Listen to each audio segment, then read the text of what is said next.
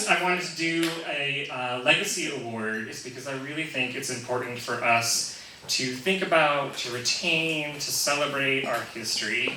And it's been said many times before, but our history, doesn't get passed down in the same ways that other histories get passed down, right? Our families, we're not usually born into queer families who tell us these stories and tell us these histories. And also, and it's been a topic that's come up a lot already this week in terms of the panel discussions that we've had, this idea of the archive and what's preserved and what's not preserved, right? And in all sorts of ways, queer culture, queer history, queer people have not been preserved because we've been deemed not worthy of preserving, right? It's something that we've been worthless. We're worth throwing away, right? So this night and this award is about saying, no, we're not going to throw that away. This is worth keeping, right?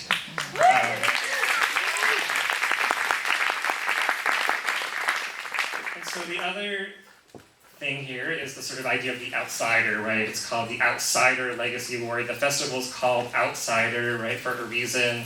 It's supposed to be a little play on out, of course, this idea of queerness. But I also really love this notion of the outsider, right? There's something appealing to me about it that I can't entirely articulate yet or really understand, but there's sort of a seed there and a sort of idea that being different, and being different because of sexuality or gender expression, how that can connect to all sorts of other ways of being different, or feeling marginalized or feeling like you don't fit in. Whether that has to do with race or class, or has to do with where you're from, or just any number of reasons that you feel like an outcast in society. And I think there's something potentially powerful in that, and that we can maybe sort of find ways to relate to one another based on this idea of outsiderness. And that's one of the reasons I named this festival Outsider, is because I want us to find those spaces that we can understand each other's ways of not fitting in, and learn from one another and find some power in that and find some ways to fight back in that. So that's why the festival's called Outsider. That's why we want to honor an outsider or group of outsiders, in tonight's case, with this award. Yes, and so tonight we are celebrating the outsiders. This whole festival, we're celebrating the outsiders, but tonight maybe even more so. So I wrote down, in my nervous state backstage before I came out here, a bunch of words that I just freeform think of when I think of outsider. So here it goes.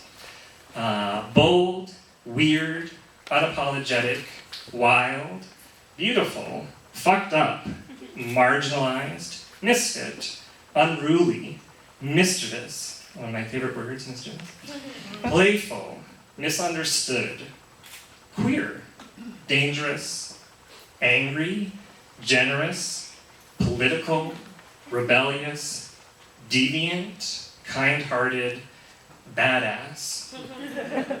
All these words, every single one of them, describe our first honorees, Tribe 8. Yes, check that out.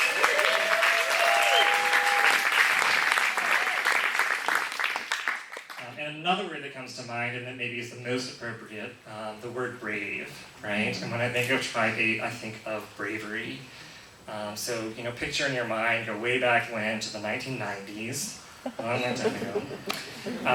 Dark times in the United States, right? Really hard time to be a queer person, as it had been, and still is, in all sorts of ways, right? We're coming out of, or not even out of, it is sort of the apex of the HIV/AIDS crisis, right?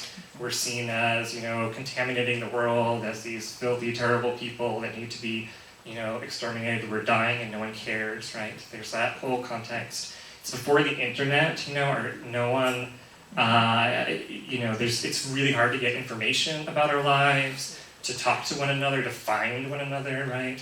It's before Ellen and Queer Eye for the Straight Guy, all of that kind of stuff, right? And in this 90s context, right, we have this group of 5 totally kick-ass individuals who are going into, picture this, punk rock bars, right?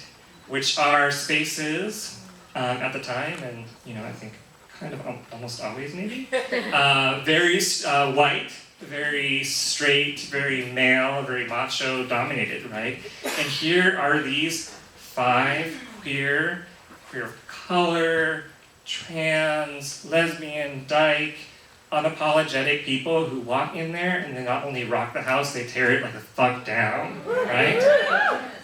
With their like performances and their, railing against like hegemonic masculinity and rape culture and cutting off dildos and their, yes, right? And they're like doing S&M, dirty like lesbian hot sex on stage, right? And they're like going for it, right? In this space that they are really the ultimate outsiders within that outsider culture, right? And so it's for that reason that I knew from the start that the first honorees for our Outsider Award had to be Tribe 8. Right on. So yes, round of applause.